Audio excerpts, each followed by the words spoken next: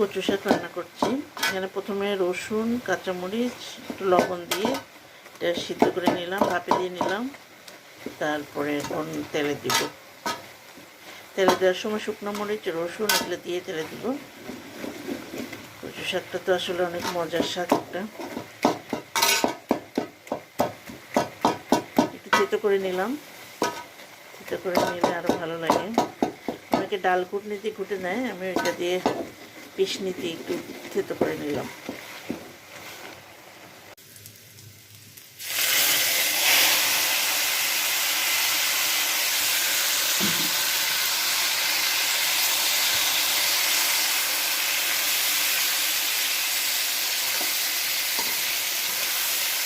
এখানে দিলাম রসুন, তেজপাতা আর হলো শুকনো মরিচ, একটু জিরার গুঁড়ো দিচ্ছি, বাস।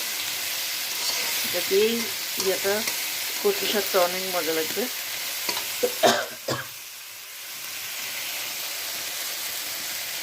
দুপুরের শুভেচ্ছা সবাইকে।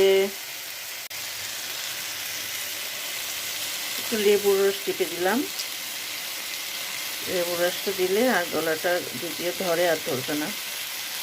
খাওয়ার সময় একটু লেবু টিপে নিলে কচু শাকে আর লেবুর গলা ধরে না। এটা হয়ে গেছে আমার শাক ভাজি।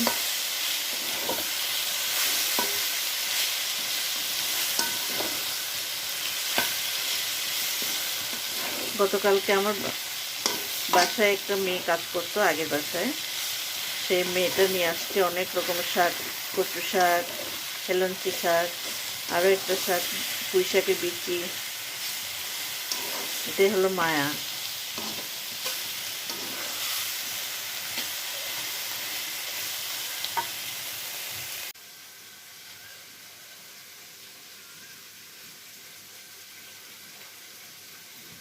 হয়ে গেল মজার কচু শাক রান্না।